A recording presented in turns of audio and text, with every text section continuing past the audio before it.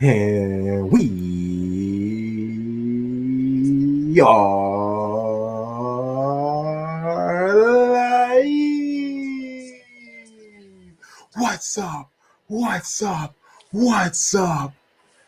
And cheers for whatever drink you have, whatever you drink. Hello. We are Shades of Blue. This is the Lit Stream. I am Crunk Chocolate. I'm here with the show bros, Sharpie Charlie, Tarek. What's up, my bros? Doing great, man. How you feeling, Terry? Good. Feeling Good, good. good. Can I Ready to tell y'all get something into it. I realized today? Ooh, What's please. up? This is the first time since probably 2013 or 2012 where the Broncos and the Lakers are both good at the same time. Like, I've been waiting so long to enjoy November. Usually it's painful. Usually, the Broncos suck. We're 3-5. All right, whatever. Oh, the Lakers are trash. We're 3 games under 500 or whatever. This feels so good. Like, sports are amazing. City's amazing. Everything is great over here. Like, all of our NFL teams are good. Oh, sorry. Most of our NFL, the Indianapolis Colts are good. Like, Miami's got a winning record. Everything is great. You got to savor these moments, y'all. Savor these moments. That's so funny. I appreciate you trying to make me feel good. You said Miami has a winning record. You tried it. I appreciate it, man. I tried my best, bro. You trying to help my mental health because you know that they got me struggling out here in these streets. But hey, I appreciate it, man. Thank you. I do what I can for my bros.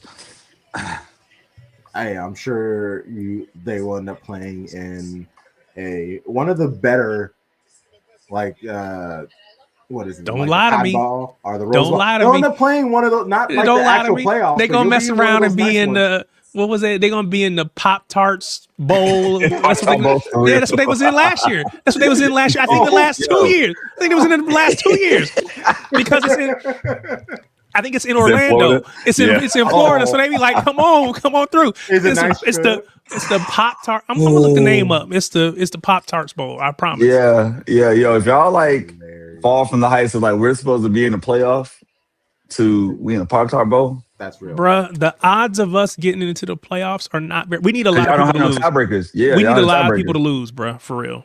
Yeah, God, bless up, man. Hopefully, a And hurricane comes through. it's crazy because like Notre Dame is ranked ahead of us, but we beat them head to head.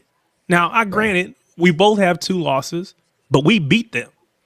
So, And it's Notre one of those Dame is things- ahead. Notre Dame is ahead of Louisville.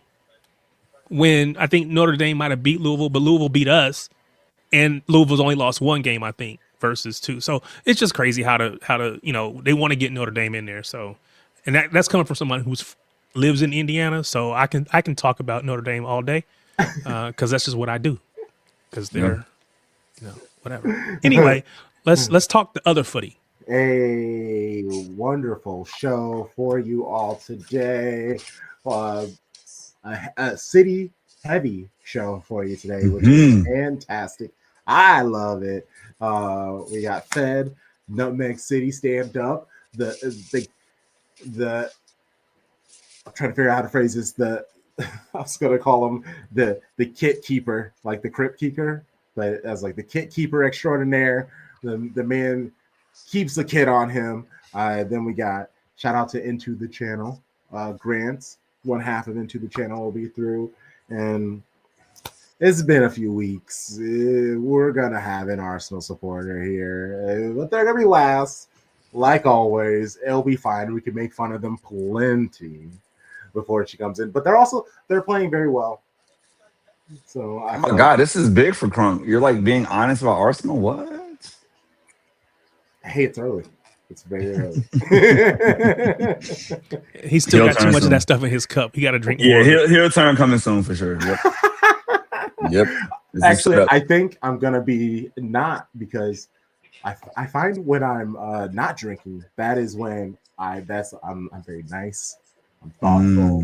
But, I've been imbibing, so I don't care. Let's be lit, baby. In all manners of the word. I want to start first with this nonsense that has been coming out today about Jamie Carragher and CBS were banned from going to the Dortmund fan base and hanging out with them in the second half of the Champions League game this week. Dortmund came to the Etihad, and UEFA and City both said no. And City claimed that one, it would start a ruckus. Jamie Carragher, why are you going over there with them? You're not a Dortmund fan, you're a Liverpool fan. And two, so you're going to go over to the Dortmund side and then come and interview City players? Like, what are we doing? You're being paid by, be a professional. Be a professional. So I am interested, because this isn't something that I would really talk about on our pod like come Monday. So this is the perfect time to kind of talk about those nonsense fringe conversations. Sharpie, I kind of see you being like, who cares? So I want to ask you first. I'm literally like, why does this matter, bro? Like, because they've done this type of stuff before. Like, I feel like it's not the first time they go when like he's on site, he goes with fans, he interviews the players. What is the big deal? Why are we so sensitive? I don't understand. It's a lot of softness going on. It would have been fun. He was dancing on the laser music before the match, and now is his chance to go hang out with Dortmund and do their chants and stuff with them. Like, I get what they were going to do. I actually don't hate it either. I thought it would have been funny. If it was just us, I would understand Sharpie's point. It's like, why make a big deal about it? Why make a big fuss about it? But UEFA themselves were like, no, your access doesn't go into like the stands and all this other stuff, whatever the actual wording was. But I think as a player, I could separate you doing your job versus like if we were playing Liverpool and he was with the Liverpool fans, I feel some kind of way. Yeah. But you going with the Dortmund fans, I probably don't care because you're just doing your job. Y'all just trying to entertain, Exactly. Make a big to do, whatever. So For me, that's interesting content, right? Like you have these Dortmund fans that have traveled to England, supporting their club, Yellow Wall and all that. They had the drums out there, the Etihad. That's a cool vibe. Yeah. They brought their German energy. Mm-hmm. So like, go get some access for that, good content, get some clicks, everybody wins. I don't know, man. I just think like there are some things that shouldn't be like, made to be a problem. Like, so you're saying that not everything should be partisan is what I just heard you say. But no, he's not partisan. It's not like he's saying like, hey, I'm going there to I'm messing with you. Yeah, I'm just saying like everybody's so soft. It's woke nonsense. He said it's woke nonsense. That's what he said. He said exactly. Like it's super woke nonsense. It's the most mad I'm gonna sound all night. Stop being so woke. Oh my gosh. Okay, well, we'll bring on our first guest. Time for Fed, and we have things that we'll talk about, but I'm also interested in his take. So Shade Gang, give it up. How's it going, friend? Welcome. What's going on, everyone? Thank you for having me. Thank you for having me. Of course. You wanted me to chime in on the whole Jamie Carragher thing? Is that what it was? Yeah. I don't know if you guys know this, but he actually has gotten really wasted with the Dortmund fans in the past. Like he went to the Yellow Wall and got really hammered. And then when he tried to do the press conference, he was being so loud that his voice was bleeding onto other people's interviews and stuff like that. So they got really mad at him. And I think that's the whole reason why they don't want him just messing with the Dortmund fans, because he gets too crazy. He got too drunk last time. Yeah. And it was a whole thing. So personally, I would have loved to have seen that again. Right. Because it's just like I just see myself in that, like a younger me just going crazy, not caring what everyone else thinks. But I would have loved to have seen that again. Like honestly. Him trying to do that, like the German chants with his like thick old accent. That would have been hilarious. Yeah, he has done that. That's something like that was good TV right there. Yeah. But it's people and they're like, what? I don't know. It sounds like a quick fix. Hey, don't drink, Jamie. Okay, no problem. And then we move on. Like it was so avoidable. I'm mad I know about this now, Crunk. I was having a great day until you told me about some stupid UEFA and Man City, prohibition on it. My man can't go interview people. It's so dumb. It is. It's very dumb. I'm with you. Man. But I would have loved to see him drinking. So I think that would have been way better. Exactly. Oh, okay. Actually, let's start here because I see you said you have a Holy Grail jersey added to your collection. What does Oh my that god. mean? Yeah, okay. I forgot to bring it Yeah, no, close to me, please take your but time. Take your time. Take your time. I'm so excited. You already see the like giant, the little closet, like all those kids behind them. It's so wild, and I very much enjoy seeing your posts because it's just like, oh, what has he got today? And then I most of the time I'm like, all right, cool, but there are definitely moments where I'm like, boo, and it's only because of the team. It's not because of the kid or anything like that. I like how you're very impartial. You just take the kids and you do your thing with it. yeah, that's the thing, man. Like I really love like jersey and collecting kits in general, and like sometimes rival teams put out really nice kits, and it's like, dang it, like it's Arsenal or it's well, I was gonna say like Boca Juniors, but I will absolutely never in my life ever buy one. Draws a line. A man gotta have a coat. Man gotta have a coat. Yeah, no, because my family's from Argentina, big River Plate fans. That's like it's almost like a gang. Like we don't Yes. mess with that. Can't I cross them respect colors. it. Like as soon as I was born, my uncle put a River Plate diaper on me. Like it's cemented in me. I can't. But other teams, it's a little bit different. This Holy Grail is not a Man City kit or anything like that, but it's a Holy Grail nonetheless. Everyone that knows jerseys knows this kit. I'm This excited. is a 1997 Fiorentina Oh, with I the seen that. classic Nintendo sponsor. Yeah, that's fire. Yeah, come on, man. 10 out of 10. No notes. Yes. Yeah. I mean, Eli. you see The like Fila. Woo. the classic 90s kits have like almost like a reflective little Yeah. cover on the Hologram. Man, base. I Yeah. loved it. Yeah. The Like that details, was such a man. 90s classic. They Yeah. don't make hits like that anymore. They don't. And this is something that I've always wanted since I was like 9 years old. And these things are not cheap. They're No. not cheap. I was lucky to find so there's a lot of different variations of some of these kits because there's some like made in Europe, made in South America, and so on. Those variations will vary in price too. So I was lucky to find a made in Argentina one that was a little bit cheaper, but it still cost me like $350. 350 American? Yeah. Oh my God. Oh my Yeah. days. Yeah. That's amazing. That's a real collector right there. I What love would it. you I love pay it. for your dream? 350. Now, well, no, that's the thing because this is I will say like 90% of my Holy Grail. The real 100% Holy Grail will be this exact same kit, but with Batistuta on the back. Okay. That would be the absolute Holy Grail, but that's gonna cost me like 500 or more to get. So, but yeah, no, I was able to get that earlier this year. It came in a nice classic football shirts little box. Oh, Right nice. here. Okay. Classic football shirts museum. Oh man, this was it even smells like the 90s. It smells like it takes me back to when I was a kid. Like everything. Will you about that ever was wear it? That's Or what do I you was just- gonna ask, Yeah, Sharpie. yeah. Are you gonna ever wear? Or are you gonna frame it, put it on the wall, just put it on the hangers back behind you? How does that work? Well, right now I'm keeping it in that box. Mhm. I don't think I'll ever Okay. wear it. It is a size small. I'm usually like a size Okay. medium or large. I can Got still fit it. it, Yeah. but I don't want my body to put that smell on the jersey. I want to keep it like as is, Yeah, it's collected. Yeah. That's real. Yeah, exactly. Yeah. So I mean, I will maybe wear for like for a video or something like that, Yes. but like not to like go out or anything like that.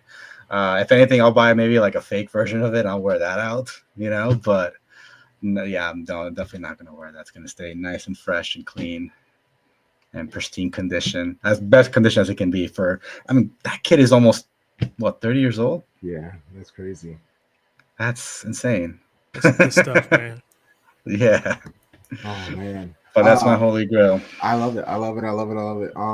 Honestly, let's keep it going for River Plate because I would like to hear that. I mean, we did a little bit of city. We can go back to them, but we know a few other supporters of River Plate, and passion is really the biggest way to describe it, and I love it. But how it says that you have reignited your love for it. Like, what happened with that? Like, what was the crux of that? Yeah, because when I was I was born here in the United States, but when I was about 6 years old, my family moved to Peru And every year we would go to Argentina to visit family for Christmas and whatnot.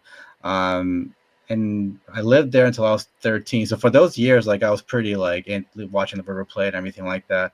But the only thing is, like I said, River Plate's a huge thing for my family. So because of that, they take it really seriously. And so like when things weren't going well, it'd be fights and anger and like, throwing things. And that was like the one side of the sport that I kind of didn't like, because like, you know, my uncle and people getting into fights and saying all these things and F this person, F that other person.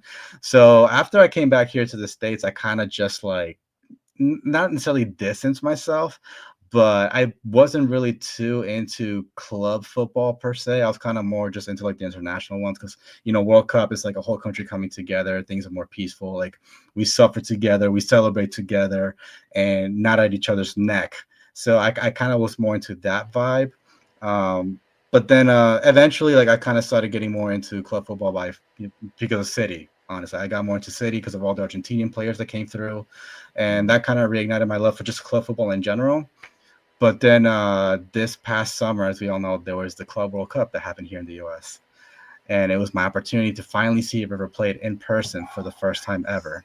Yeah. So I got on a plane, flew to Seattle, and it's like I was a kid again. Like I was hanging out with all these people I'd never met in my life. Just Argentinians, just like being super friendly, acting like I was family, taking me to their hotel to drink some mate, like having their alcoholic beverage of choice, you know, like back home. Like it was, I just felt like such a kid again. And then getting to see the players, getting to see River Plate play for the first time. I even think this is how bad I am when it comes to like collecting jerseys. I have a River Plate kit that I brought with me to Seattle, and I went hardcore looking to see where the players were staying at what hotel and everything like that. And so eventually I found them, and I got someone to sign one of my kits, which I have framed right over here. See if I can kind of see it right there. Nice. Yeah. So Yo, that's crazy. Who's the signatures? So here we have Miguel Borja. He's a Colombian player. Here we have Milton Casco, and then we have the wonder kid Franco Masantuono, who's now. I was wondering. Yeah, I saw the Nice. Yeah, so that was big for me. Really, I was trying to go after because River Plate has, I think, 4 players that were World Cup champions with Argentina. I was trying to meet them so that I could get them to sign my kit, and also because I wanted to show them this big Argentina collection that I have here in my house. And but unfortunately, I was not able to get them. I almost got Marco Acuna, but when he saw me, he ran away. He ran really fast when he saw me. And I didn't want to be rude because, you know, I get it. Like, it's your day off. Well, and especially their fan base. So like if your most of your experience is just with like fanatics, not fans, like you're probably a little apprehensive when you hear someone like screaming your name. You're just like, oh god, I don't want to die. Yeah, and that's the thing, and that's another thing about like reigniting my love with River Plate. The fans are just insane. It's like so it wasn't just me who discovered the hotel. Pretty much everyone that was there discovered where the hotel was. And so we were waiting for the players to come back from training, and we're just waiting outside the hotel, like in the parking lot. And I kid you not, you would think if someone was recording them, you think they were like at a concert mosh pitting, but they were just celebrating the players who just came back from training. Like it was the most insane thing I've got to see in person, and it was amazing, you know. Like, and I've gotten to go to the Etihad for the first time. Also, got to see Manchester, got to see City, and that was beautiful as well. But this one was just, I don't know. It was like it wasn't like real life, you know. And like I said, it was very like nostalgic for me too, because I felt like I was a kid again. So I've been really trying to follow them close a little more now. I mean, they're not doing very well. They kind of suck right now. They're losing almost every game. But yeah, so like I started collecting more River Plate kits as well. So that's a growing collection also. But that's a dope story. Yeah. Thanks, man. Yeah, it's been. So my goal now next year is to go to Argentina and actually go to their stadium and really fully experience that. Oh, I'm gonna vlog it, post it on my channel. So that's gonna be coming hopefully next year. Yeah. I hope that for That's you, wishes, bro. Yeah, it's gonna happen. That's gonna be dope. Yeah. Thank you. Yeah. And then we'll stay on the kits, but pivot to City. That rain kit. A lot of people absolutely hate it. And they wore it for the first time and probably the last a couple of weeks ago. And I'm not gonna lie, but also I am the one person who was just like, I actually don't hate it. I don't mind it. And when it popped up on TV, I was like, this is fun. Like, I think Sharpie was with you. We were in agreement. We Okay, agreed cool. that time. We agreed. Really? Yes, Yeah, yes. because Yeah, I was deathly opposed to that kit. Yeah, So I love how yeah. it popped off the screen. It felt really like. Did we wear like that old against school. Aston Villa when we lost? Yes. I think that's what it Or was. not lost. See, cursed. Yeah. Yeah. It's a bad kid. It's cursed. Yeah, and so it's the way that it popped on the screen, it felt very like old big tube television, like, just because it was almost made the players a little bit like fuzzy, like almost. And I was here for it. I was just like, yes, this kind of feels dated. It looks like a child made it, in my opinion. It does. It doesn't look good at all. Like, I think it's funny too, because I don't know if you were aware, but City also sent out a survey to most people who I guess will have a Citizen account. I don't know, but they sent out a survey asking what their opinion was on the third kid. I trashed it completely. I think that, and mind you, we made a really bad kid a few years ago, in my opinion, at least. We made. I can get it out of here. We made this kit right here a few years ago. And I feel like people love that kit and now, and though. I don't mind. I've never minded that kit, but I understand why people do. But for me, it's always been I'm cool with it. But the raindrop one, nah, that's trash, bro. That's what I'm saying. Like, I didn't like this when it first came out, but now the rainbow makes it look like this is the best kit ever made. You know, like I'm not trying to be a hater here, but that kit sucks. Hey, no, it's fine. Hey, we're Sucks. here for it. No, and also it's not really hating because it is the majority thought process. I know you don't like it, but I also know you collect kits. Is there any part of you that would say I will buy it for my collection, even if I think it's trash? I'm gonna have to buy it eventually. Yeah. Oh! Well, just because I think it'll make good content. Like, people, like, unfortunately, we live in this world that even like everybody crapping on it, it will still be like comments and people sharing it and stuff like that. Yeah. Can I offer a counterpoint? Yes. I think there's always something nice when we do something that harkens back to the past, right? Like, oh, this is like the one from last year with the classic one, you know, the neon and the blue and the stripes. That's cool to me, but I like a new thing, right? Like, we can make a new memory. Exactly. Yes, I have that same kit badge. It's beautiful, right? But we can make a new memory. Because think about it. What happens if that's the kit we wear when we're in Champions League and we advance to the final this year, right? Like, now that kit has a whole different story with it. So is it the prettiest kit? Is it the most aesthetically pleasing? Probably not. But we like things that are different. It represents Manchester. We know it's always raining in Manchester. It's special to me. Like, I don't know. They always have a third kit with neon. They wanted to pop off so you can wear it against different color combinations.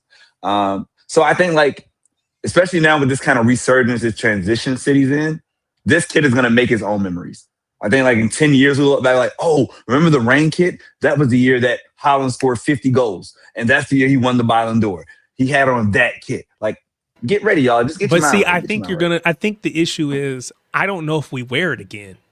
So it might fade into oblivion and, we definitely will wear it and be again. in obscurity and never be remembered again. We We got the Black Jones, and then we got that the EA Sports one. The fourth kit, So, that's fire. Actually, I like that one a lot.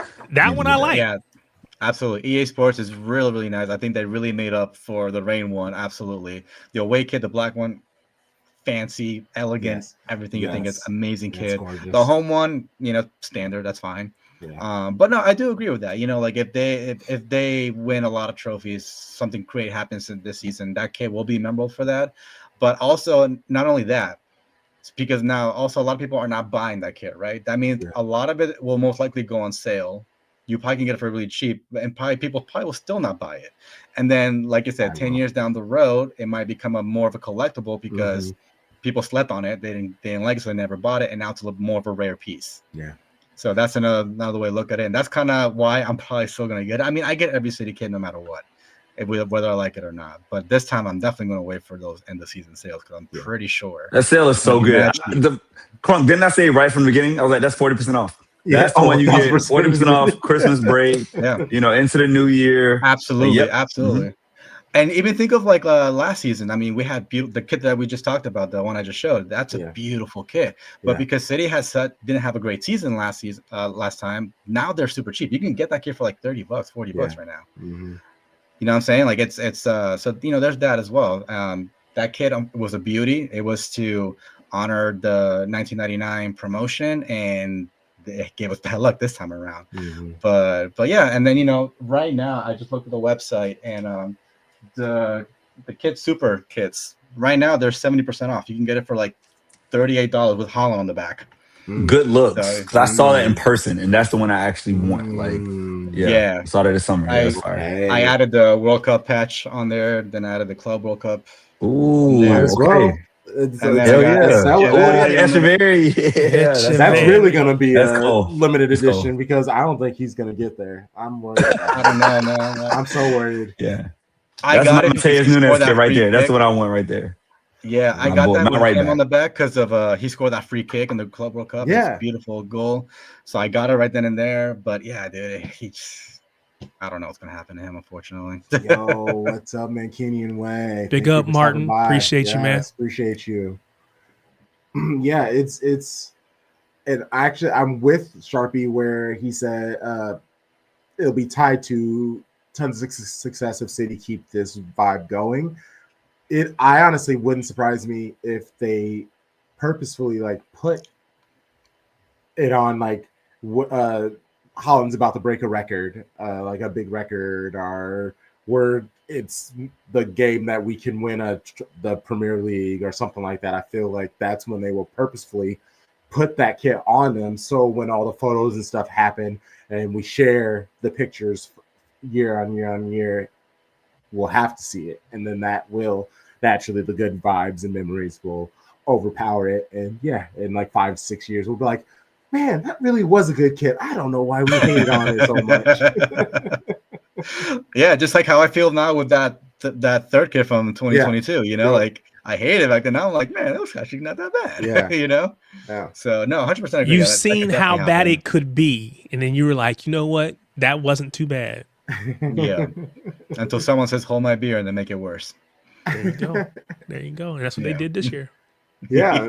And before we get you out of here, would like to hear your thoughts on this new look of City. They made a lot of moves over the winter and summer transfer. They are playing pretty well at the moment, and there's still so many like question marks about players, and still don't think anyone has hit like 30%. Honestly, everyone's still kind of like doing their thing. There's tons of growth to be seen.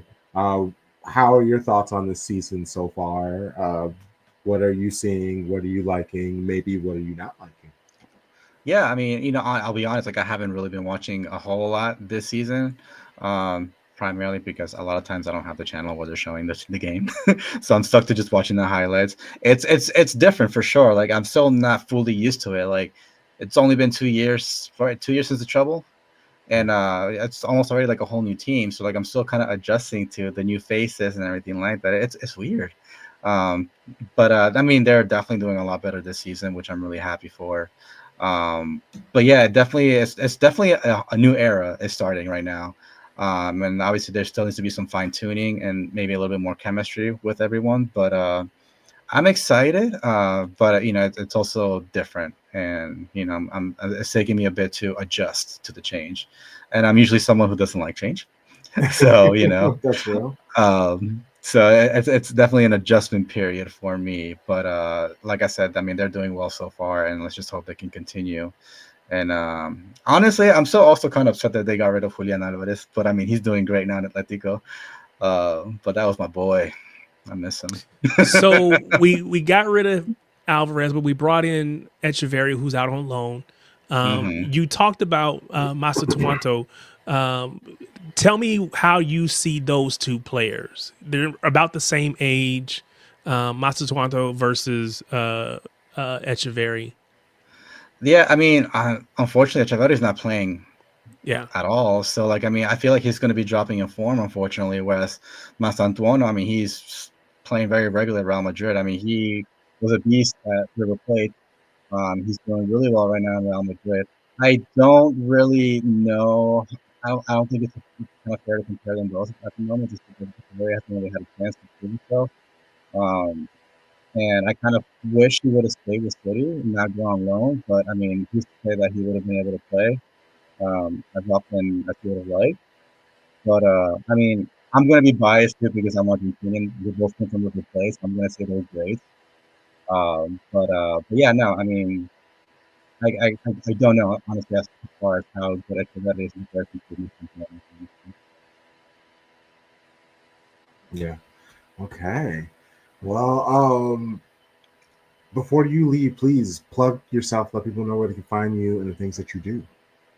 Yeah, so my channel on YouTube is Nutmeg City FC. I'm pretty much just a jersey collector. I like also vlogging my match day vlogs and trying to buy jerseys wherever I go when I'm traveling. If you're into that kind of stuff, please give me please subscribe to that channel. You can also find me on Instagram, nutmegcity.fc, and we can see me posing with my jerseys, showing off the new purchases that I make. And if you're bored, I got TikTok as well. But it's pretty much the same thing as Instagram. So whichever you follow, you'll see some good jersey entertainment there. So yeah. Awesome. Thanks so much, Appreciate you, Yes, man. sir. Appreciate Hey, you. thank you guys so much for having me. It's always fun to be here. So yeah, thanks again. Hope I can do this again soon. Of course, of Yes, course. sir. We'll chat Cheers. soon. Have a good rest of your night. You too, guys. Take See care. you, brother. Oh man, that was nice. It was a nice moment before we went live. I was drinking from my city cup, and Sharpie was like, "You know what? I haven't drank from it. Let me go grab mine." And then Fed was like, "Hey, actually, mine's right over here." So we had a moment where we were like, triplets, let's go. I feel bad now. I messed up because this is just a pure UNC one. When I went to like a UNC bar here in That's fair, DC. that's fair. My city one is somewhere else, but it's okay. Here we The go. colors don't Here we run. go. You know? Yeah, exactly. There we go. Yeah, he's not here. Now we're good. He's not Now we're here. good. Now we're good. Now we're Yeah, good. there We're we go. good. You're real late night listening, my boy. Like Big shout out ups. to you. Big ups. That was like the thing I could not do when I was in England for that week. I tried to stay up many times. Like I would basically die at like midnight, 12:30 at the latest. There were a couple times where I wanted to go out and meet up with some people, and yeah, I was just like waiting, and then all of a sudden I like woke up the next morning. I was like, oh, whoops. But so I went and got my cup because I felt left out, and I realized I had it at work, and I had put candy in there.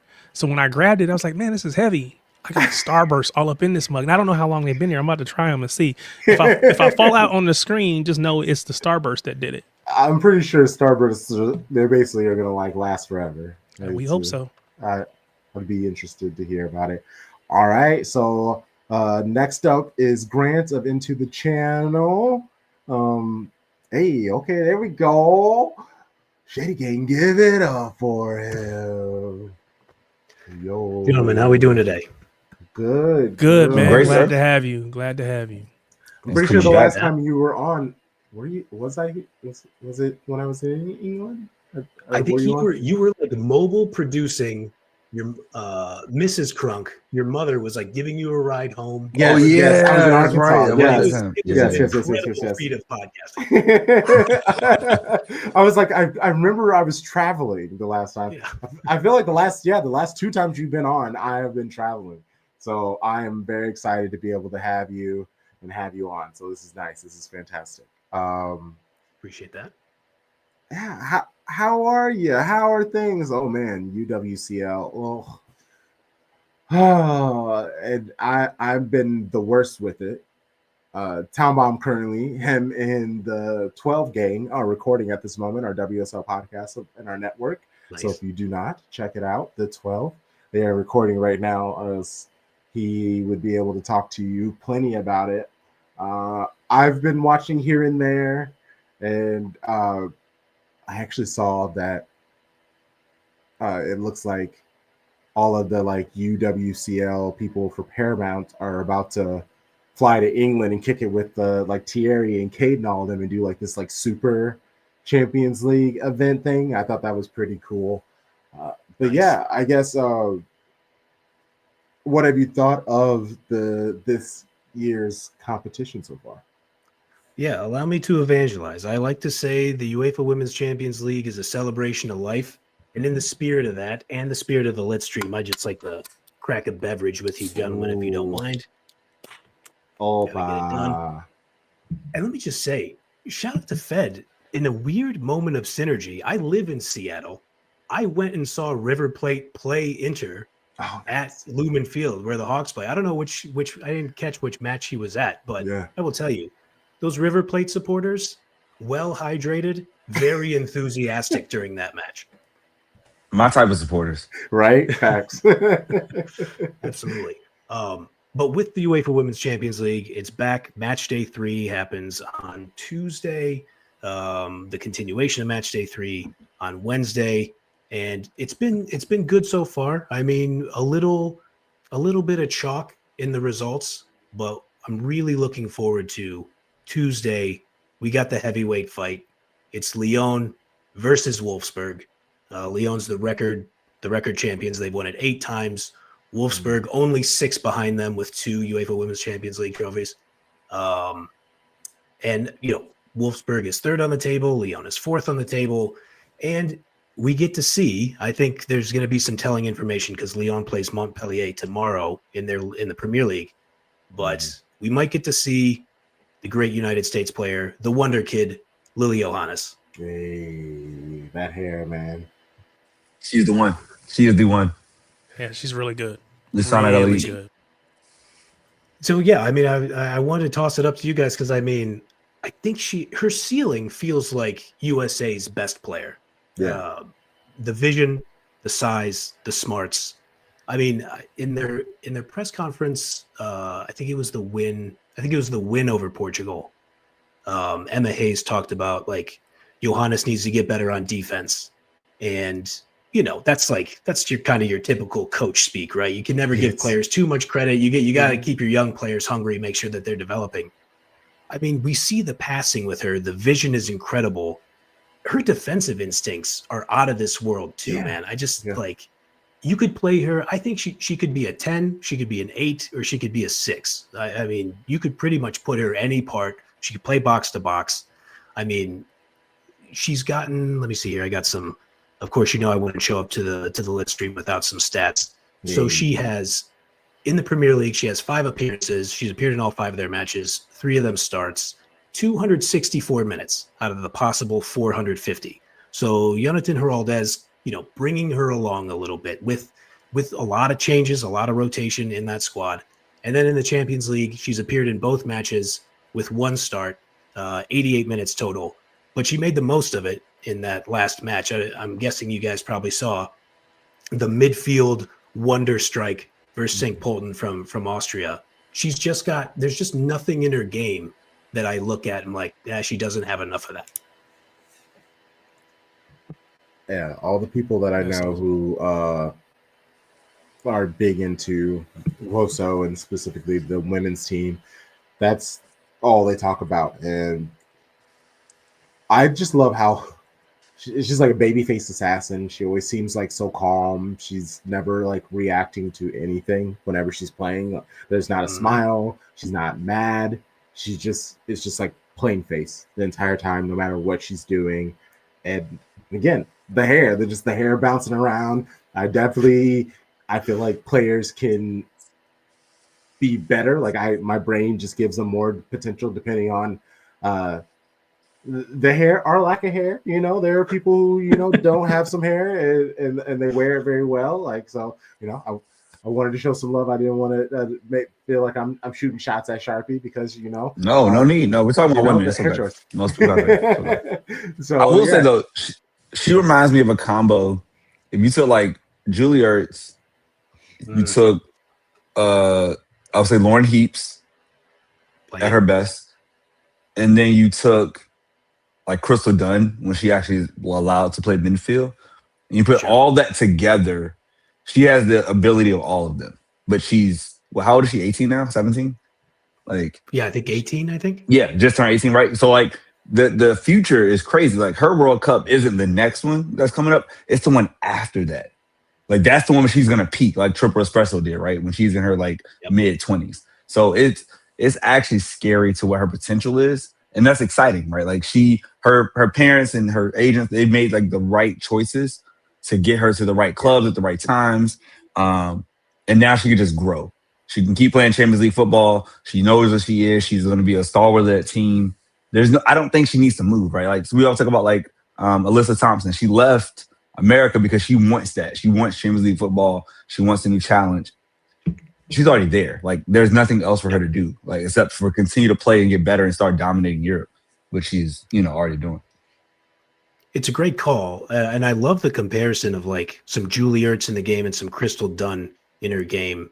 Like the intelligence of Crystal Dunn, the passing ability, and it's such a good call out by you when they would let her play midfield because they kept putting her at fullback, even though I would say she was dynamite at fullback too. 100%, yeah. Like, and then the physicality of Ertz, I think it's a great call out by you. She will be up for a challenge, though. I mean, Wolfsburg, they are led by Dutch attacker Lineth Berenstein, who has 6 goals in 8 matches in Frauen Bundesliga.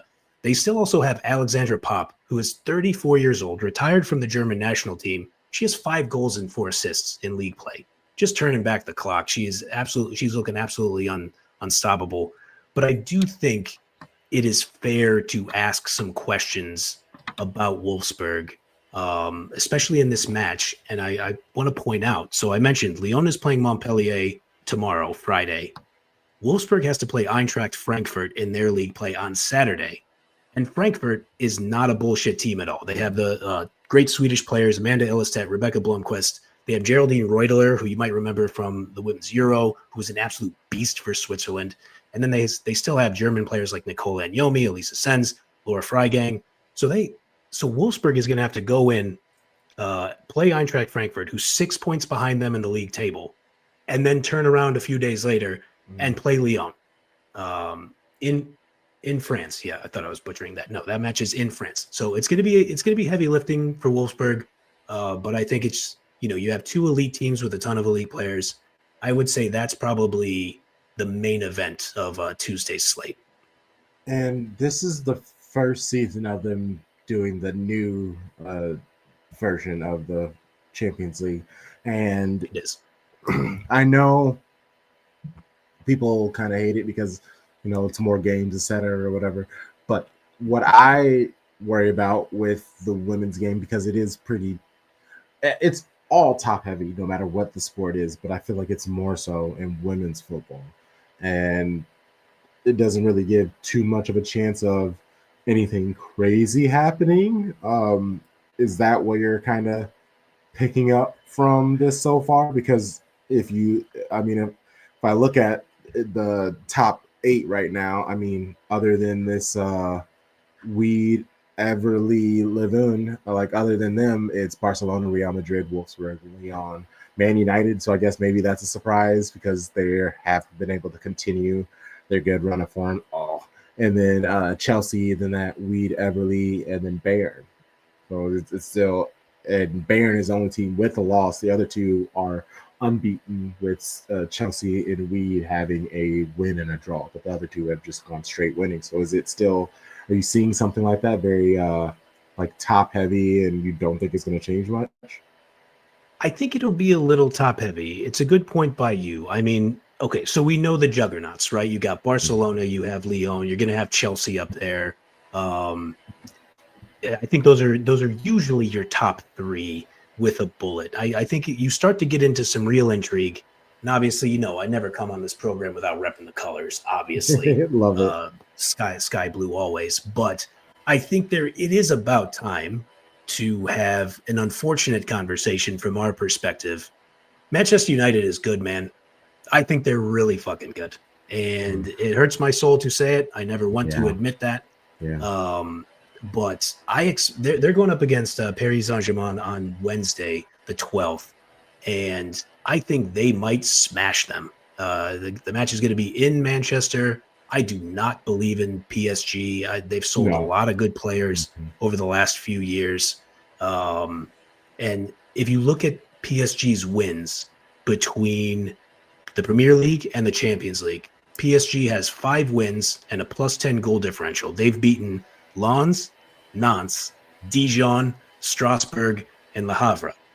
In their 3 losses, they have a -10 goal differential, and they've lost to Lyon, where they got cracked. They lost to Wolfsburg, and they lost to Real Madrid.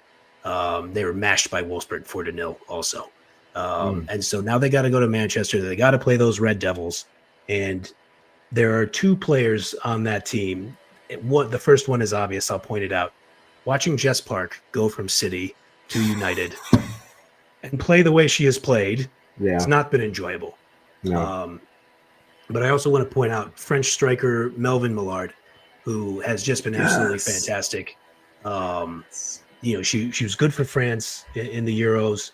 And I think of this as I look at it, I refer to it personally as the Ruud van Nistelrooy principle, where I will not root for Manchester United. But man, there's this one player on United that I really like to watch and that I'll forever respect. And I think Millard fits that bill. I was watching their league game last week, and the way that she just gets up and down the pitch, she helps defensively. Like, she just doesn't stop running, has the eye for goal. She just wants to, like, very much like Doku does, where she takes pride out of embarrassing, like destroying her enemies. And you can tell that she loves that, and just having that killer mentality. You're right. I want to hate as much as I really do, but I really do respect her as a baller. And seeing Jess Park doing her thing at United, she's able to be a focus. She's able to get a lot of touches. I understand why she left City. She was dealing with the Roard, Miedema, Bunny, Hemp. Like, there were all these players that were taking all the attention, and she's, in theory, is supposed to be kind of the future of the Three Lioness. You can't really do that with everybody who is around her right now. Yep. She's able to just stay in Manchester, go to the other side of the city, and she's thriving. She's doing so great. And again, I hate it, but I'm happy that she has been able to find joy. Yeah, they're definitely figuring out a few things with their program over there. I'm not happy. What is this happiness? I want her to fail. Like, I don't want her to be injured. I want her to suck. What are you talking about? I'm not happy for her. She left. We got to trade. I want Grace Clinton to get healthy and ball out. Give me the bigger version. Take that little tiny tot. You go over there and go lose. What is this happiness? I'm not happy for the Reds. The Rags? I'm not happy for the Rags. No, I don't want her to prosper. I want her to miss shots. I want her weight on her passes to be terrible. I want her to slip every now and then. Her cleats should suck. Like, her boots are trash. Like, no, I don't want joy for that woman. I have no desire for her. No. They got Crump. They got the baddest of the baddie at left back, Gabby George. I don't want Gabby George to find joy. I want her to suck. If you put on that red shirt, that's a choice you made. Good day. That's real. That's real. All right. Also fair. I think that's understandable. I share I share the distaste for Manchester United as a whole. So yeah, I mean, I think maybe putting the emotion, like, I felt like I had so much like intellectual and emotional stock in Jess Park being great for City, where it is, I even seeing her in that jersey, I'm like, man, I like this player. Well, I hate it. But yes, I agree with you in the sense I don't want them to do well, but it's like, I don't know. She seems like a nice kid, right? She's trying out there. I don't know. maybe I don't have enough hate flowing through me just yet. And I wanted to hate on her, but then I've seen her multiple times still with City players, and I'm like, I can't. It's not even hate. I just can't cheer for her. She can do whatever she does, right? Like, we can't stop it. But I'm not gonna be like, oh, great job. I'm just gonna say, oh, it happened. Like, let's go, Grace. I want my 6 to get healthy, okay? I'm focusing on the bigger thing that matters. The larger player that's going to allow Yui to go up. That's the hope I have in my life. Just let Yui be at 10. Let Grace sit behind. Mm-hmm. And now we're really cooking here. Mm-hmm. This is where things go really to a different level for City. Yeah. And then, I mean, even let's stay on that City situation. just with like Blinky doing her thing and how well she's been able to play, it has allowed Lohman to take her time getting back and being healthy. It's allowed Grace Clinton to take her time and get back and being healthy. We're still without Hemp, Caroline, Fowler. They're all practicing together. The whole injured gang, they're practicing together. So that's nice. You know, you're not all alone. But it's nice that, again, just like the men, playing great football at the moment, right in that title contender area, but still have tons of growth to see by the end of the season. Obviously, the women's season, it's a lot shorter, so like things need to pick up quickly. But I'm excited for it. For sure. And I will admit that I've had a hard time watching as much WSL. But luckily, I know you mentioned it earlier, there is a great podcast that helps me catch up on the WSL called The 12, available on YouTube and Spotify for anybody who's interested in that. Yeah. And they but, cover yeah, all I the mean, teams. Love it. They got to they got to qualify for the Champions League. I know the injuries have been tough, but they're sitting at second in the table right now. Arsenal is, on the outside looking in of a Champions League spot. City's gonna have to finish the deal because, look, I mean, as the co-host of the world's greatest UEFA Women's Champions League podcast, hosted by two dudes in America, I gotta get City back in the Champions League. Yeah, it's needed. I would just, I like that this is an opportunity for them to focus on the league without having the Champions League. They've been able to build the roster. They've added great players. They can do their thing. And they lock down that Champions League. Maybe that gives the initiative to re-sign some players, sign some more players, and we can truly do their thing and have a great run with all of these competitions with the Champions League added, because we're still kind of seeing with the injuries the team is pretty thin, but also saying they're pretty thin without their like 3 of their best 5 players missing. So I mean, it's crunk, but also it's still the game doesn't change even if you lose your best players. I think at this point, like, you just want to get wins. Like, whatever it takes, every 1-0 feels like a 5-0. Like, I don't care how it happens. This is not a beauty contest, right? Like, we just want to say, hey, we got the 3 points, and what is it? It's top 3, right? Top 3 is going to Champions League. So, like, I was going to ask that question because I'm looking at FOTMob. It looks like, and I'm trying to tell these colors apart. The first, whoever gets first is guaranteed in Champions League, and then second and third go into qualifications. Is that right? That is correct. All right. So you get into qualification, and you essentially have to. I'm gonna try to remember this. I mean, I watched the qualification obviously earlier this year. I think you have to win two-legged ties to then get in. Yeah. So it's still a tough road to hoe to get in, but I mean, look, Arsenal was in the qualifying phase last year, and they ended up winning the whole damn thing. All it took was firing Jonas Eidevall. Who would have thought? Who would have thought?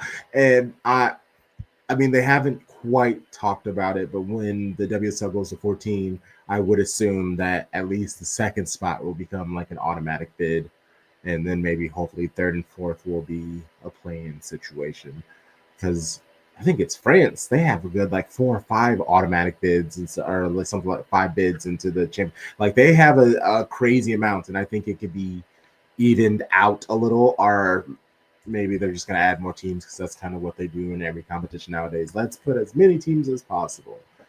So yeah, no, I hear you, and I would say the Premier League, which the French women's top division league used to be called Division 1 Féminine, which made sense. They changed their name to the Premier League, and it's spelled Premiere. But come on, man, there's already a Premier League. You can't name the Premier League. I mean, what are we doing here? Like, so for the purposes of branding, I'm not sure why they did that. I can tell you, looking pretty suspect. I've already made my feelings about PSG felt. Perry FC is the other Premier League team in this tournament. and I don't have any faith in them either. I think they're Mhm. both going to get. I don't think either of them will advance past the league phase. And so I totally agree. I mean, obviously we have a little bit of English bias here, being City supporters, but the WSL is just a stronger league. You add London City Lionesses and their level of investment and all that stuff. I think they are worthy of more automatic bids. Do you follow NWSL at all? Sure do. So Up here in Seattle. I saw the conversation. I saw the video where they were having a debate, NWSL yeah. versus WSL. I don't know if you saw that video or not, but what is your take on which of those leagues? And it's probably hard to prove one way or the other unless they're matching up head to head.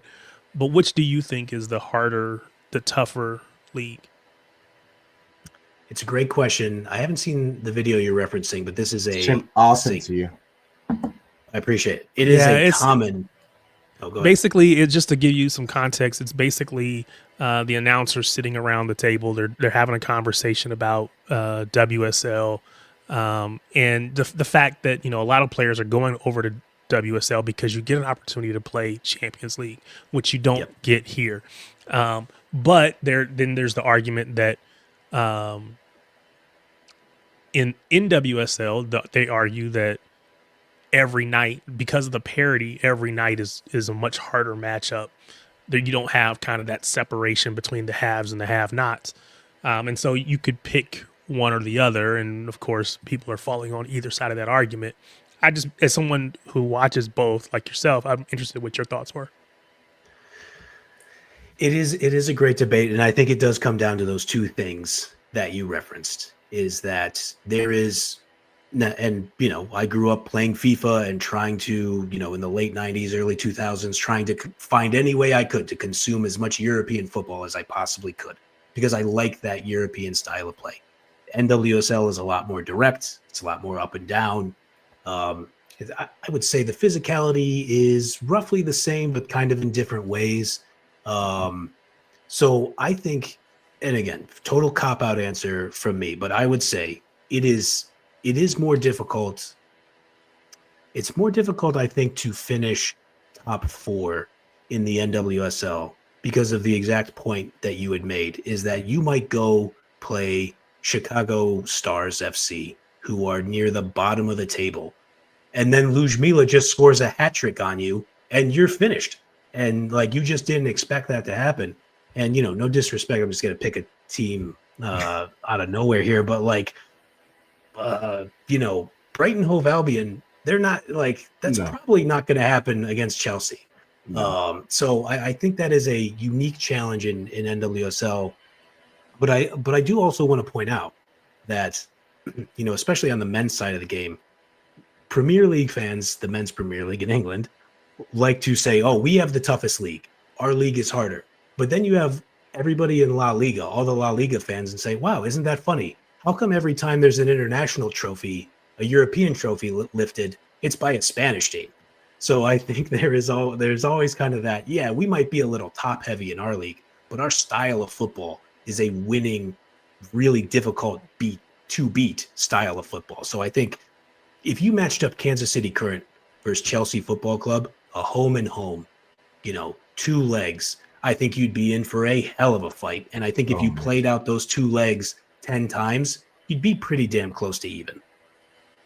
Yeah, and I mean, that's why US versus England is always a very interesting international match, but they don't play each other too often. And I feel like that is kind of on purpose, because each country thinks that they are the best when it comes to women's football. So if you play each other and you get a winner or a loser, yes, it's a friendly, so you can make excuses, but that team who wins still has bragging rights.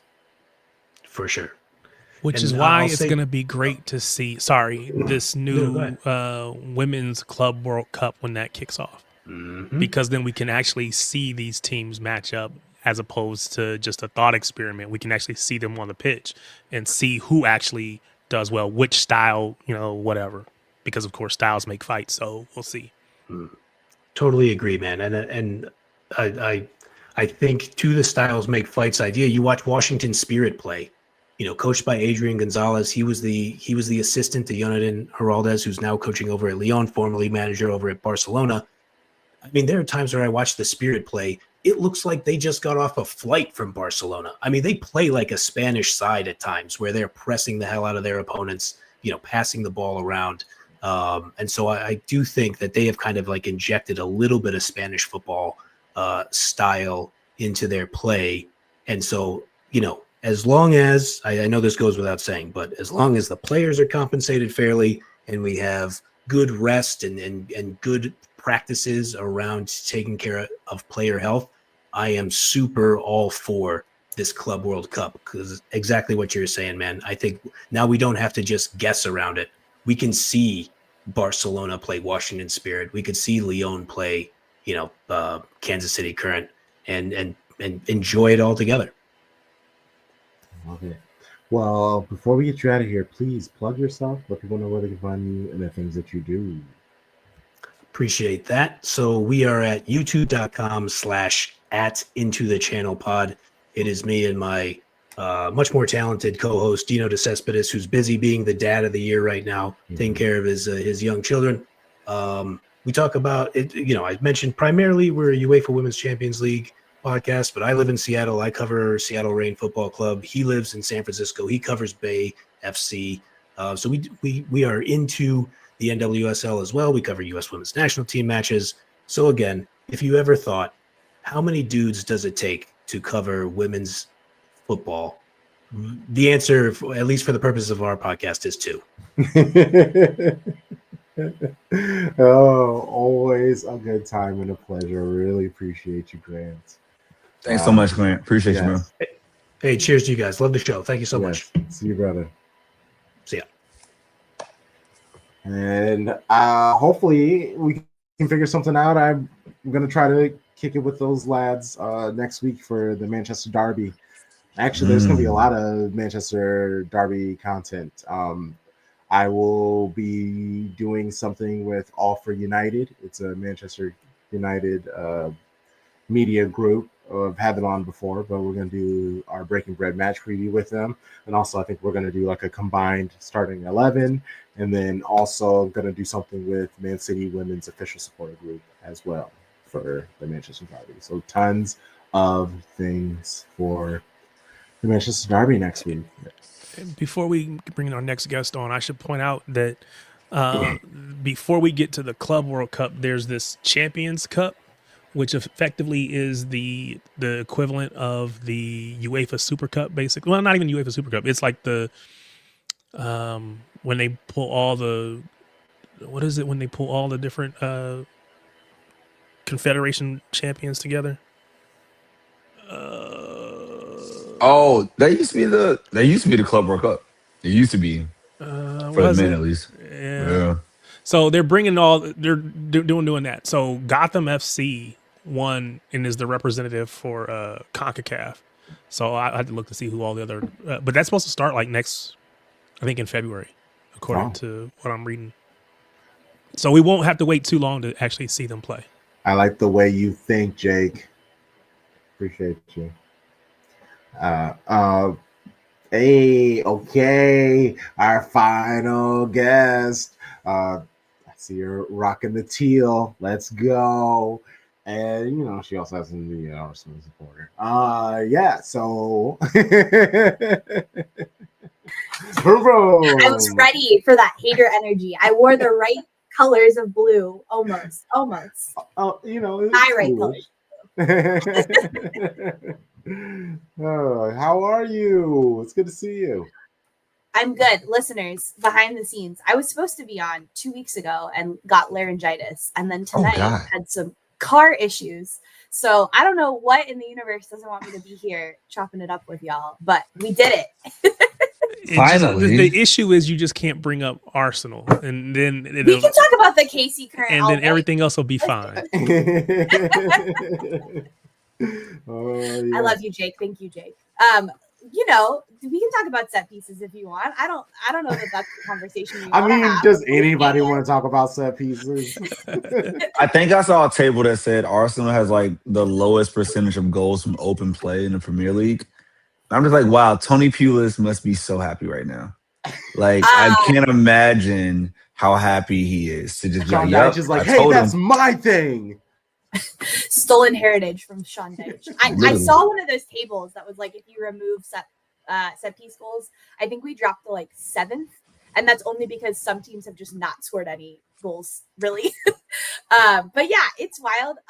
Do I prefer 2021 Arsenal, where it was like Martinelli crazy goal, you know, from outside the box? Sure, because I'm a normal human who likes goals. Do I think it's fun to watch everybody get angry on the internet when we score another set piece goal? Also, yes. I mean, y'all are great at it, man. Like, I hate it, but it's like it works. And you know, we got Holland, y'all got Declan Rice from the corner. Like it. And Holland terrifies me. Like if and Gabriel, like, like the joke is he's a robot, but like for real, he's so big and he moves so gracefully. He's so good. It's a great way to describe him. He's so big. Yeah, he's just like I'm like, to pivot to women's soccer. It's like when I watch Temo Chewinga. I'm like, I don't have words because you're just fast and good and strong. And I'm like, I sound like a 4-year-old because I'm just like, girl goes fast, score goal. Like what else is there? It's just basic. And those are the best soccer players when you're like, it just kind of defies description. I feel like you can't explain why you can explain it, I guess, but like they're just naturally so gifted, and even if you throw everybody at them, you can't stop them, and that is crazy to watch when it's other grown humans who are professional players. When is she back yet? She is day to day. I will here's some insider reporting. I was at the game last weekend, and they, at the end of every season, the Blue Crew, which is the main supporters group here in Kansas City, scarves every player, and she was walking just fine. So she's clearly able to walk, but they keep listing her and Bia as day to day. I don't know if that's some like NWSL injury report trickery. Which, by the way, Ali, like while I was waiting to come on, Ali Watt is apparently out for that rest of the season. She had some sort of injury that they just announced she's on the D45 like 5 minutes ago. So that's interesting for Orlando. But yeah, I think Temla will be back. Hypothetically, they could not play her this game and they'd probably be okay, but Gotham is still really, really good. So we'll see what happens. But Temla was walking around like she was fine. I mean, that's different than playing 90 minutes, obviously, but she was at least not like limping or anything. Look at that. As Grant just said, scoop. Scoop. We love that. We love that. But I try. He's the real MVP. I will tell you, during the game in which the league tried to kill us all because it was so hot, I was sitting in the stands just refreshing Tom's feed, updating all my friends around me of like, oh, nope, we're too high still. So Tom was our reporter on the scene for those of us in the crowd. He's truly been so great covering them this season, and shout out to Shea Butter FC. He's been much busier, so that means we do not get him as much, so we miss the hell out of that man. But when he shows up, boy oh boy, is it a celebration. And you know what? Tom is on the Man City women calendar. I feel like when they get real active and consistent, he'll pop back up. But when, you know, Bunny's on a break, Tom's on a break. And that's okay, because Bunny's not doing national football. Tom said, I'll be back when it matters. And you know what? It's a long season, Tom. That's fair. Your spot is safe. Nobody's honestly, no one wants to miss Bunny playing, because she's another one of those players where it's just like, God damn it, why aren't you on my team? You're so good. And y'all get to say that she's on your team, which is great. Yeah, it's amazing. You know what, Megan? Here's the thing. People forget about this. Her contract expires this year in 2026. After this season, I didn't realize he's a free agent. Yes, and I've been on this since probably Christmas. When is Bunny going to get an extension? It hasn't happened yet. Everybody else around her has extensions. Everybody else is locked up. See, this is why I'm mad that you said it while Jake was around. Jake would not worry about Chicago. Nobody wants to go be cold. Colder. Especially nobody wants to be colder. That's the last thing she wants. Come on now. And I'm just saying, That's the thing that would take me over the top. If we re-sign Bunny Oh Yeah. as a nice Christmas present, I'll be so ecstatic. Please. It'd be Please. Hey, amazing. yo, Yeah. Jake. Yeah. Hey, yo, Jake. I mean, if she shows up in Chicago, I'm gonna come with you. We're gonna kick I'll it. get We're gonna go season to the game tickets. together. If I'm gonna Bunny, go with you, bro. if Bunny ends look, up at the Red Stars, I'll get season tickets. I'm not lying. I mean, Bunny comes in Washington. I'm paying whatever it takes. I don't care. But anywho, like, hey Amy, appreciate you. You showing love to the Broncos kit. Let's go. And I'm not believing you. All the nonsense that you're talking about, all these other teams that Chicago fired, they're into this one, like the KDB nonsense, and also nope. Until they do anything serious, like I need to actually see it happen. But I'm not here to talk about Bunny going anywhere other than staying home and being where she is. Bunny high. Let's go. So how do you guys feel so far? I'm taking your jobs. I'm sorry. That's fine. I'm just like curious because I follow y'all as City supporters, but I don't have a lot of other City supporters who also follow the women's game. Mm-hmm. How are y'all feeling so far about? Because I think you're doing pretty damn good. But how do you guys feel so far about WSL? I'm at a 9 out of 10. Like with all of our injuries and just the fact that like we're so far ahead of Arsenal, like I didn't expect that. Not great. No, I'm not throwing shade. I'm just saying like I didn't expect that at the start of the season. That's what I was so gonna it's just say. like I feel really good now. How about you, Terry? Well, I was gonna say, and I haven't followed as closely as I have in years past, but I would say with the managerial change and all the things that have happened, I don't know that I expected them to be this good this soon. Yeah, because I feel like you had to, you're going to have to be an adjustment. You had to put it all together, but they're doing really well. So long may it continue. Yeah, that was my concern for y'all. Because transparently, obviously, I don't root for my rivals, but I want them to be like. I want a league with parity because I want to be able to say like we won for real. And so I was nervous when y'all changed your coach. Just that like it would take a while to gel and like maybe it wouldn't look so great in the season. And then you guys came out flying and I was like, well, shit, they're for real now. And we have obviously had some issues going on this season and we're still trying to figure it out. And hopefully we figure it out in time to qualify and not have to deal with nonsense, or at least be in the qualifications for Champions League again. But I've been crazy impressed by y'all. Although I gotta admit, the WSL has made it so freaking hard to watch other teams if you're trying to watch your own team with having like everybody's game at the same time, basically. Yes. And it's 6 a.m., which I know privileged American here, but like you're not growing the league in America if all of your premier games are at 6 a.m. I'm sorry, it's just not happening. And that has been killer to the growth of the game this year. Because Arsenal, Kansas City tries to host women's watch parties, and we've only been able to host one so far because we're not open at the bar at 6 a.m. if like 5 people are going to show. Yeah. And so the next one we're hosting is the Spurs game in 2 weeks, which will be great. But it's a bummer after a Champions League. Like we wanted to capitalize on that, and we just haven't had the ability due to factors outside of our own control. Yeah, and I get it. Like Sharpie brought it up, and it's a great point. It's they're trying to give the ladies a chance where people can just focus on their games instead of having to be like, hey, which game are we going to watch? Are we going to watch WSL or are we going to watch Premier League? But it does suck that they're all at the same time. And some of them are on ESPN Plus, at least here in the US. Some of them are on ESPN Plus. Some of them are on YouTube. Sometimes they have the multi-view available for the game. Sometimes they don't have the multi-view available.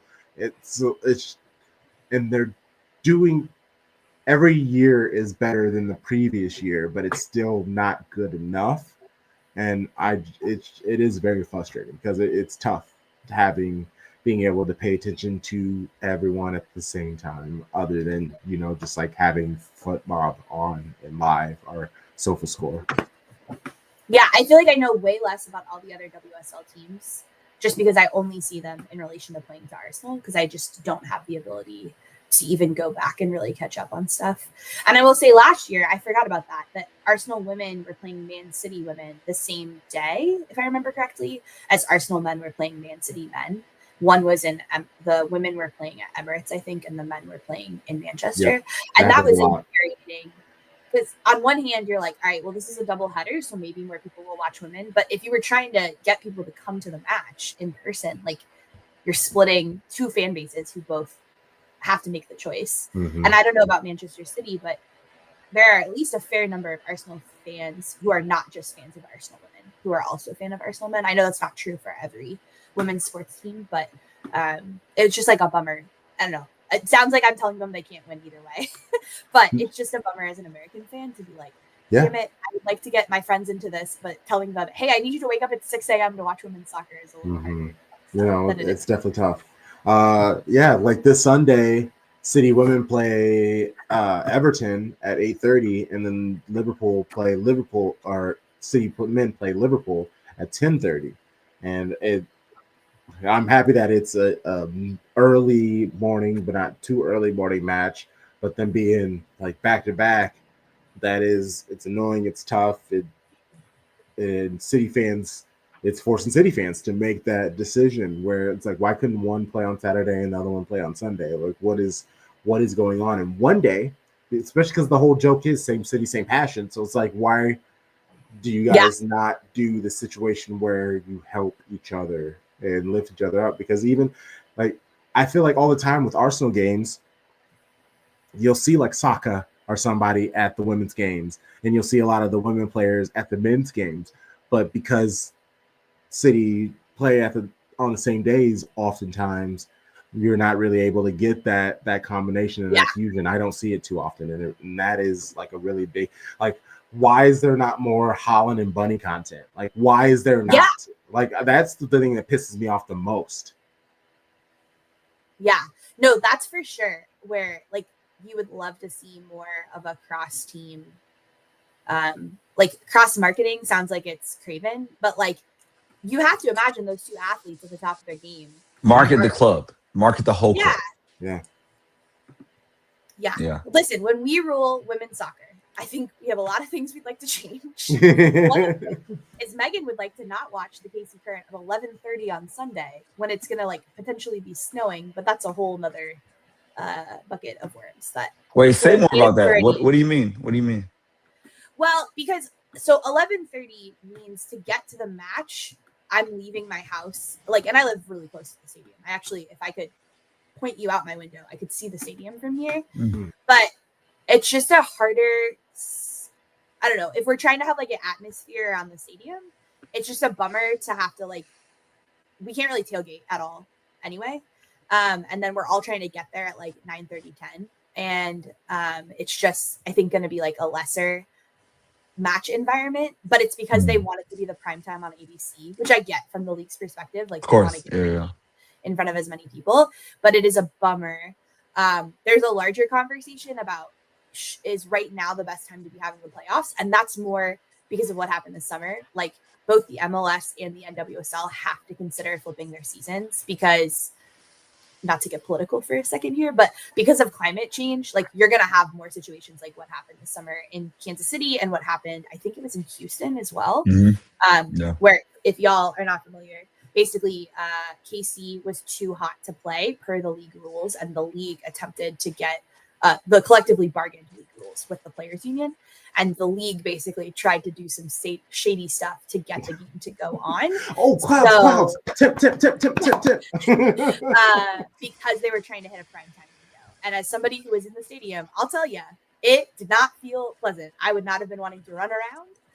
The product wasn't good as a result, and we knew it was going to be hotter than Hades that whole week, and they didn't move the game. And so MLS has had the same problem where they've had plenty of games, and like particularly in places I have to imagine like Orlando, which plays outside. We don't have a lot of indoor stadiums for men's or women's soccer here in the United States. And yeah, DC. Oh my gosh, I went to the Arsenal women Chelsea doubleheader with the KC Current and the Spirit last August.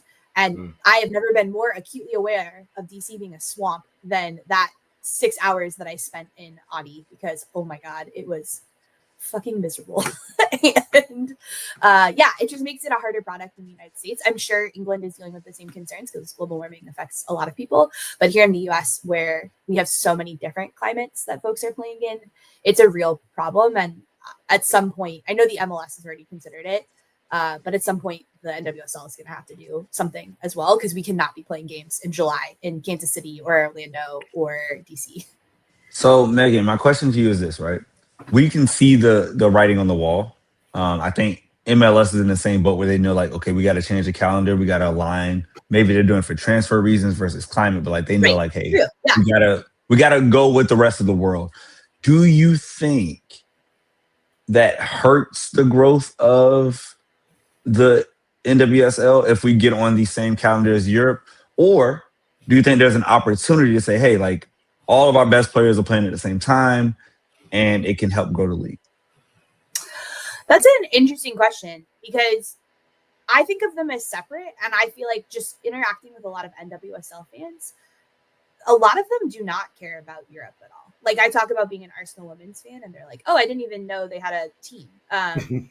Particularly in some of the newer markets where it's like a lot of people who have never cared about soccer before getting pulled in.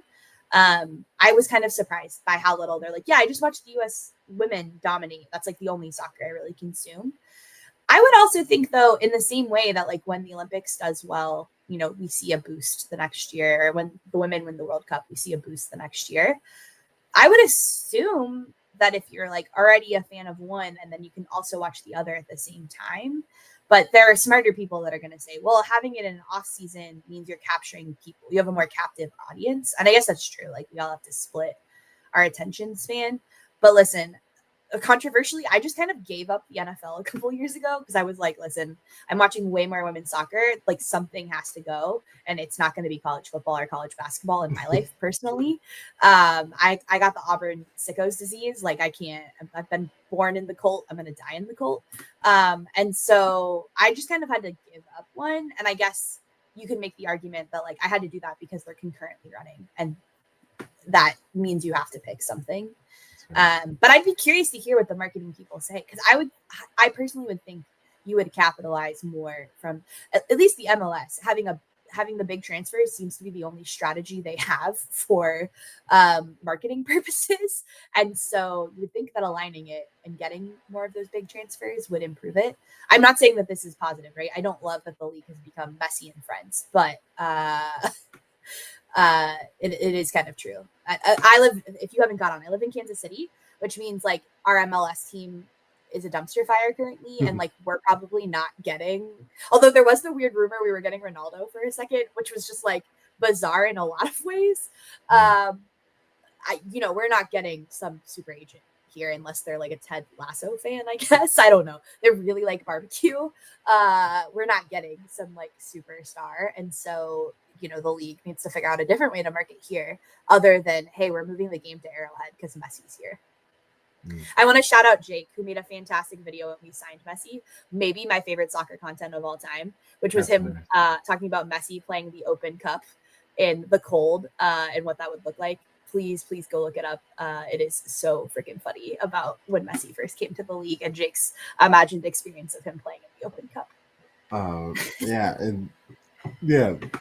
Making your way, mentioning, here we go, PL, numerous 2 p.m., so they moved the WSL. Yeah. I totally get why they do it. And again, I'm coming from like a spoiled American fan perspective. Like my friends who live in England like that it's not competing. It's just hard if you're trying to grow the game outside of England. And maybe they're just like, whatever, we don't care. Well, and I think that is the focus. They're trying to just grow it in England right now, trying to get more people to like take it seriously. Because there actually are so many of my English mates, and they're like, sorry, bud, I know that you guys cover Man City women. We don't care at all. Like at all. And it's just like, it's chill, but they have no chill when it comes, and they're like, we have no interest. So yeah, they're just fighting that battle. And it wouldn't even surprise me if they're just like, yeah, let's conquer England now, because of the fact that America already has a hunger for women's football. So when we can finally focus on them, it'll be an easier transition. At least that would be what I assume. But Into the Channel said, congratulations on firing these Thank God. For those of you who are unfortunate enough to follow me on social media, since we hired Hugh Freeze, I have been very angry that we hired him. Right now, DJ Durkin is our coach, which is not that much better, but we're supposedly not hiring him. So Auburn Freedom. Thank you, Jake. Yeah, I was like a miserable fan who was hate watching my own team, which is never a place you want to be. and just like rooting for us to lose to Kentucky, which is like the lowest of the low. Not ideal. And my sweet 84-year-old father is like, I think our quarterback's pretty good, as he gets sacked for his 11th time. So it was just not an ideal day. Although I will tell you, Charlie, my dad is a huge Bo Nix fan. Loved him when he was at Auburn. Thought it was like the worst mistake that we got rid of him. And he is a Tampa Bay Bucks fan by where he lives, but he has been cheering for the Broncos all season. So you guys got a couple of orange and blue fans from the other orange and blue on your side. Let's ride, baby. Let's ride. Listen, man. I love Mile High Stadium. I'm terrified of the Lucifer, but I think your stadium's rad. Yeah. For those, I guess I'll pitch myself really quick. I don't have any fun soccer things to promote, but the one thing I do promote is that we have a fun soccer F1 podcast with me and some of my friends, which is Ebony was just referencing, called DRS FC. We love to mix it up. We're just a bunch of soccer people who like other sports too. Vroom, vroom, Jake. And Delulu Island is where I live because I want Lewis Hamilton to win things. Famously an owner of the Broncos. But I'm on Delulu Island in a lot of my sports. Like, I still hope that Arsenal women are going to figure it out, when instead I should just be saying, we won a second Champions League. I don't care. But instead, I'm on Delulu Island, that we're still going to figure it out somehow. I have hope. I'm just an eternal optimist, except about Auburn football. So, with good reason. Because that Cam Newton year is so far away. And even, I would say, the year where they made it to the championship with who was the quarterback against Florida State? Well, the quarterback is like less exciting. The exciting part of that season is the kick six. The kick six, but like, you know what I'm saying, that year, right? So like that things have 2013 has been a long time, and y'all deserve better.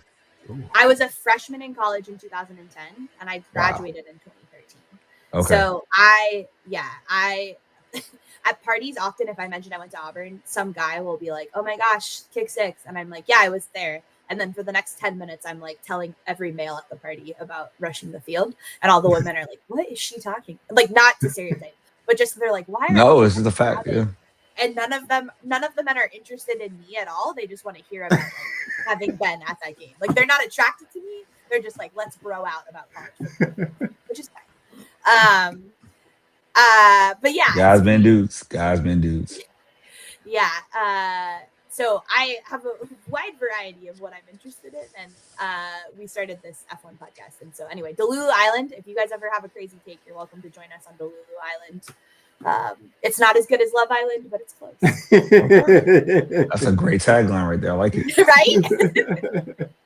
Oh yeah, no, vroom vroom. It's I started listening to you guys specifically when I went to England, because I had, like 18 hours to kind of waste, or 12 hours to waste, and so I just was smashing through it.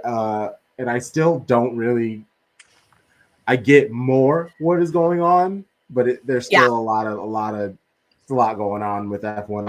I just like the drama. The drama's fun. The drama's great. So I always tell people the same with women's soccer. You can be a fan of like the tactical of women's soccer. You can be a fan of the game day experience. You can also just be messy and like the drama of it all. You can be like, oh, I want to know who dated who on the teams. Like, men's football, transparently, would be way more interesting to me if they dated each other.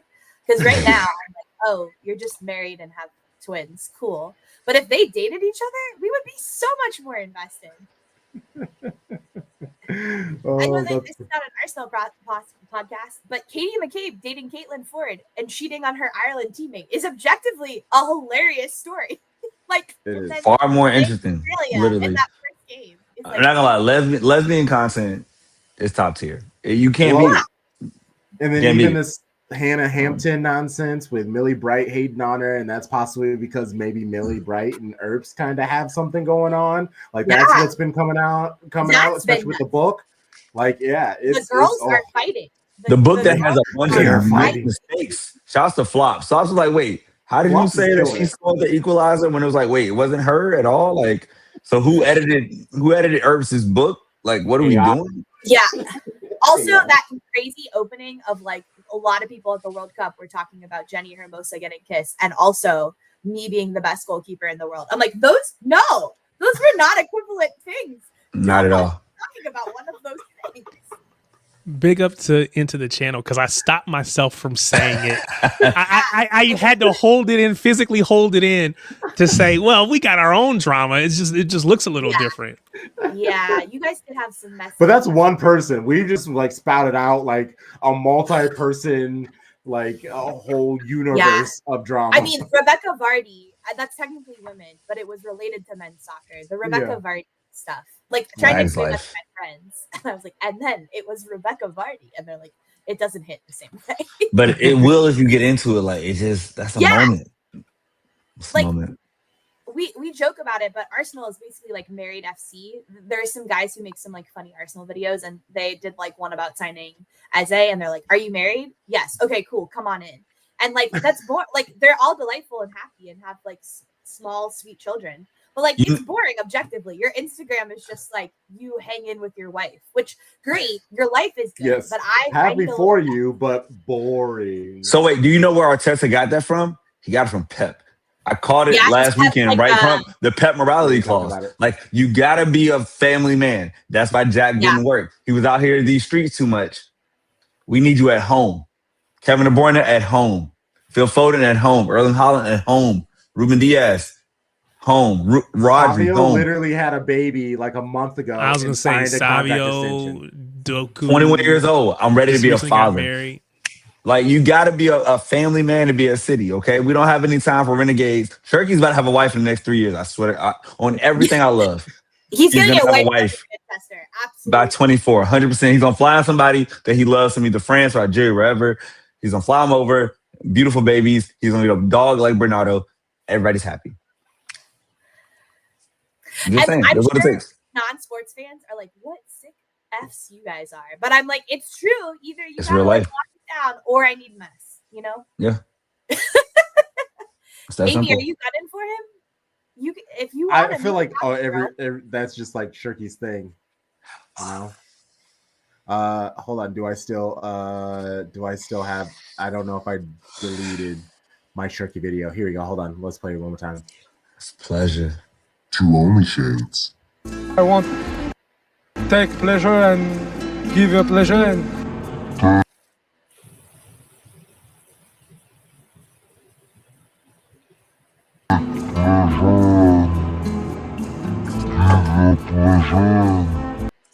you know, that's what life's about.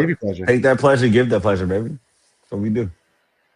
What was that in? Was that like about a goal? Like what? He was talking about being able to play football. Yeah, being able to play, and just happy to be back from his injury and taking pleasure, passing. I'm sorry, scoring a goal, giving pleasure. I'm passing you the ball, making an assist. It was G&A in French, translating to English by way of Algeria. Don't worry about it. It's okay. I'm not mad at it. I just needed a little more context. We gotta give and take pleasure in life. Turkey's out here for the people. All right. Pleasure. The economy could be down, but are you taking and giving pleasure? That's all that matters. That could be a one of the fun streetwear lines. Pleasure FC. Make a lot of cool. Cool. Crump, we gotta talk. We're talking off camera about this. Pleasure FC. We're making it happen. We're making it happen. Yes. Yes. That is my type of content right there. Well done, Amy. Well, hold on. I meant to remove. Sorry, I meant to take it off. Not play again. Run it back. Run it back. Hey, can you say pleasure too much, Ebony? No, you can't. That's the problem with America. Right? We're too worried about not being enough pleasure. We want more pleasure. We need more pleasure. We need more pleasure in our life. We're about to have some Boyz II Men in the background here. That's what. Damn right. We're about to. That's what it's about. Some early Neo, that's yes. My sexy love. There we go. Let's go. Come on now. My email address, we got the Boyz II Men playing. And I YouTube mirror Neo. Y'all YouTube mirror Neo and see what happens. Watch what happens. Watch what happens. Have a different Thursday night over here. Shades after dark for sure. My email address when I was like 13, before I knew this was a bad idea, was Mario Let Me Love You. So it's letmeloveyou@gmail.com, which is a horrific email choice. It should stay to this day. Not horrific. That's a mode. That's a mood. That's a whole mood, Meghan. Let me love you. Let's get it. Let's go. No. Like, Did your parents know that was your email address? I swear, I put it on something for church one time, and my mom was like, "Absolutely, Not for the Lord. Not the Lord. Let me love you. It's about Jesus. Let me love you. I remember, like back in the day, AOL on a CD-ROM was Megstar07, which is like developmentally appropriate, and then Gmail popped up, and I was like, "What's my favorite song right now? Mario's Let Me Love You." Top 10 hit. Right? It was great. That music my video is gosh. great. Sometimes you need a man to sing to you when you should break up with your boyfriend and tell you to break up with your boyfriend. Whomst among us? Am I right? That is one of the like Dirty Mac Hall of Fame songs for sure. Yeah. For sure. Damn right. Damn right. Because Dirty Mac is a part of life, man. Like, if he ain't going to do it, I will. That's all I'm saying. That's all I'm saying. If he ain't going to love you right, let me love you, okay? I can love you. For Pleasure FC right here. Just cut that right there. Who said I can love you better than she can? That was Mary J. Blige, too. It happens on the women's side of things as well, okay? Yeah. Everybody's out here dirty macking. Everybody. Because people be fucking up. You got to come out here. This was a great way. Oh, the lit stream. I say, lit stream got real lit tonight. Hey, it's getting cold out here, Terry. You don't know about this life, but when it gets cold out season. Here, yeah, you don't know anything about this. This Is real, bro. We are on the prowl. All right. She said, my life is boring. I'm at home with my wife and my kids, and everything is all a little white picket fence and whatever. So I'm sorry. Sweatshirt season, baby. We gotta get the sweatshirts in the Midwest. Exactly. Hoodies and sweatshirts, baby. Big boy season. Hey, nice and warm over here. 6'200". Who needs to get cuddled? Let me know. Let's get it. Dating show on Thursday night lit stream. Who needs We can watch soccer together. We can warm up after. Get some hot cocoa. It's a good time. We have lost control of the chat. I'm done. I love this. Oh, all this is being clipped eventually. I love this. But before you go, this is, hey, when we say only shades, this is what we mean. Only shades, baby. We weren't kidding. Oh my. Take it and give them pleasure. Only shades, Meghan, please plug yourself. Let people know where they can find you and the great things that you do. Yeah, if you want to hear my deranged ramblings on sports and sometimes other things, my Blue Sky name is Wardam Megs, Megs.